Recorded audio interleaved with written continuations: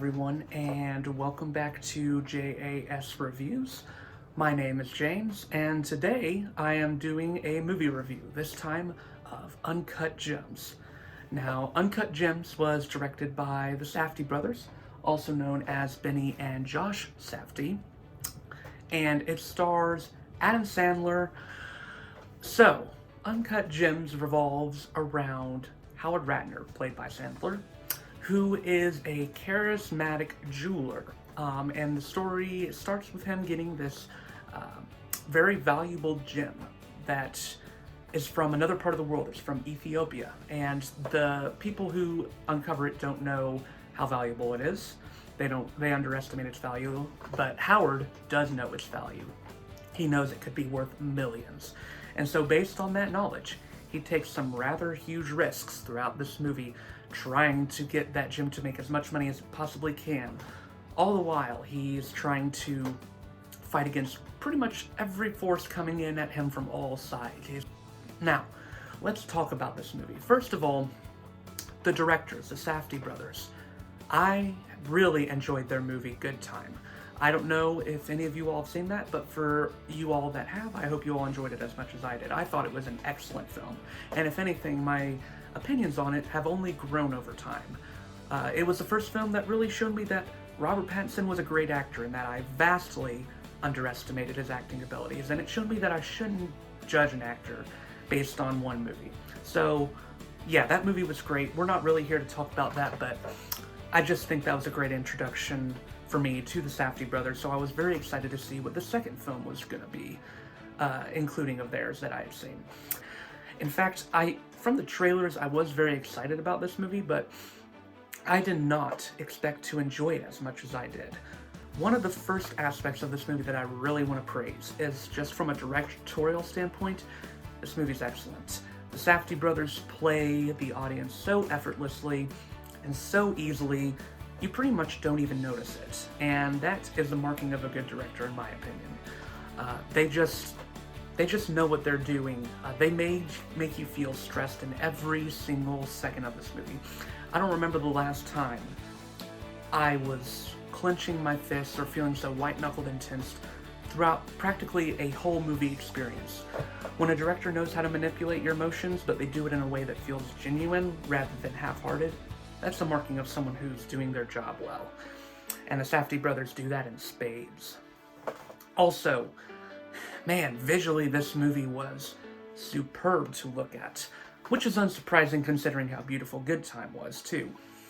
I appreciate that the cinematography is very colorful, similar to the gem that Sandler has in his hands for a lot of the movie. And yeah, the brothers just know how to handle making a great shot and making it look really interesting. Even when it's just characters talking, it's still interesting because of the way the camera moves, the way everything is just moving at such a huge pace. Like, you feel the tension rising and rising. The dialogue isn't just dialogue. Sound design-wise, this movie's great. Pretty much pitch perfect. There's times in this movie where it feels like all you're hearing is talking and people screaming over one another, and it's just like creates its own soundtrack in a way, with how these people are talking over one another or yelling over one another. And I think it's meant to. It's supposed to create, once again, this very stressful environment. But then they have these perfectly placed moments of deafening silence. And I think these deafening silence moments are perhaps more important in some ways than the loud moments, because these are the rarest moments in the movie, and they're the ones where you know you're supposed to pay attention. Something important is going on, and that's certainly the case for all silent moments in this movie. And just to give the package deal, the acting in this movie is mind-blowingly good, especially from Adam Sandler. Because yeah, if you've seen the trailer, you probably thought that this looks like it could be an actual good performance from Adam Sandler for the first time in a while. Now, I haven't seen too many of his movies, so I can't really definitively say whether this is his best performance, but I gotta say it's at least one of the best performances of 2019. And it's criminal, absolutely criminal, that he didn't get a single nomination either in Golden Globes or in the Oscars for a Best Lead Actor performance. He certainly deserved at least a nod. And I hope he works with the Safdie brothers more, because it's clear they got a good performance out of him. I mean, he just disappears into this role of Howard, this really devious and deceiving jeweler who is also surprisingly likable. I was expecting this guy to be a scumbag based on the trailers, but he's really, I mean, he is a scumbag, don't get me wrong, but there's also points where you do feel legitimately sorry for him, especially with his family. And I mean, that's what makes his character work so well. We'll get to that a little bit more in a minute. I want to talk about a couple other performances first. Lakeith Stanfield is also superb in this, really matching Sandler toe for toe anytime he's on screen with him. Their chemistry together, impeccable, I'd say. Two of the most interesting characters I've seen in 2019. Once again, Lakeith Stanfield is showing himself to be just an incredible actor who can disappear into all these roles and really look unrecognizable in one to the next. It's hard to believe this is the same guy who was playing that very uptight policeman in Knives Out, but it is. And his character here is just great, has some really funny lines, and you can tell Stanfield is just sinking his teeth into them. I also liked Julia Fox, who is actually playing a character named Julia, one of Sandler's sort of girlfriend, I guess she is. I don't want to get too much more into her, but I think her character has some really interesting arcs. In fact, I'd say she might be the one that sort of changes the most in the movie. And I also liked Eric Bogosian.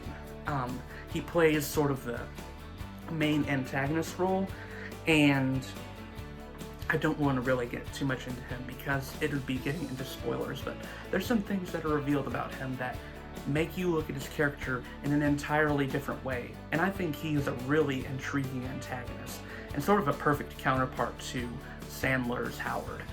So yeah, all the performances in this movie are great in my opinion. I didn't have a single problem with a single character. As you can tell, I think pretty highly of this movie. I think it'd be an understatement to say that. But now let's get into what is probably the best thing about this movie. It's a compelling character study. Because yeah, this movie really is about Howard at the end of the day, about this jeweler who is clearly cares about money probably more than anything else, but you also see him struggling to try to care for his family just as much. And that makes his character way more interesting than he should be. That he's actually a really good anti-hero.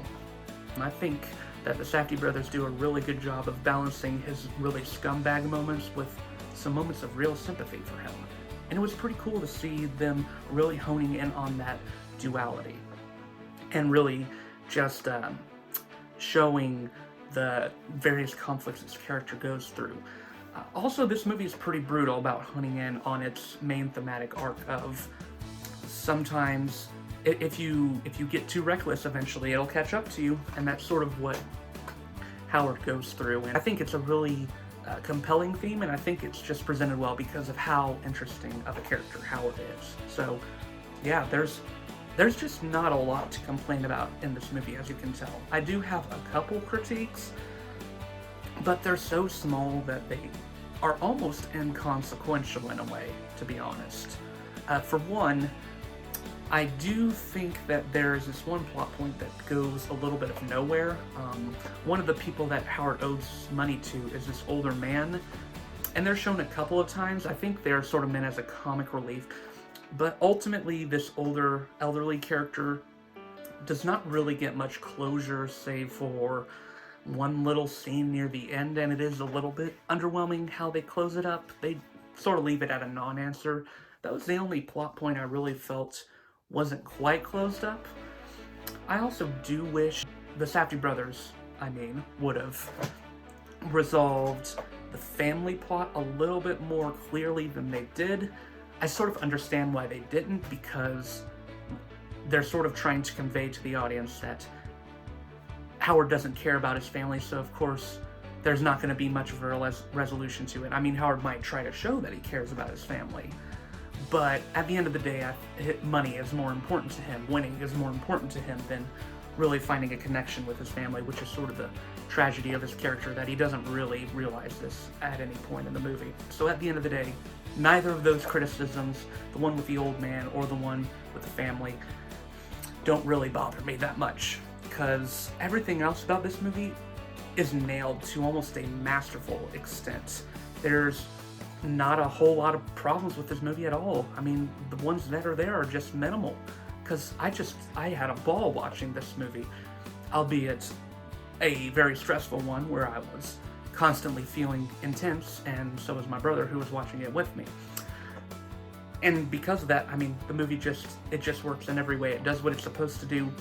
It makes you really enjoy watching it, and also gives a incredible performance from Adam Sandler that I hope he will continue to do in the future. Because when he acts, man, this guy can really give something compelling to his audience. So with all that in mind, I'm going to give this movie a very strong 4.5 out of 5 stars. Almost a 5 out of 5, honestly, but not quite because of those couple little critiques that I had. But still, I think this movie will probably have a lot of rewatchability to it, so I would definitely recommend you watch it.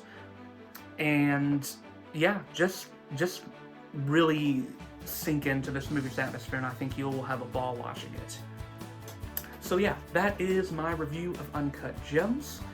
If you have any suggestions for how I can improve my reviewing style, please let me know in the comments, because I would like to hear some more suggestions. I'm still getting used to things, and especially in regards to talking in front of a camera, and I'm trying to get a bit better at hitting my bullet points in a more concise way. So, what's coming up next? Well, next I am having a list. It will be my top 10, or maybe even top 15, best movies of 2019. Yeah, that'll be coming before the end of January is my goal. Because once it hits February, I feel like it's almost pointless to release a list, because most people have already done theirs by then. So, be on the lookout for probably my top 15 movies of 2019 coming very soon. Until then, I will see you all in the next video.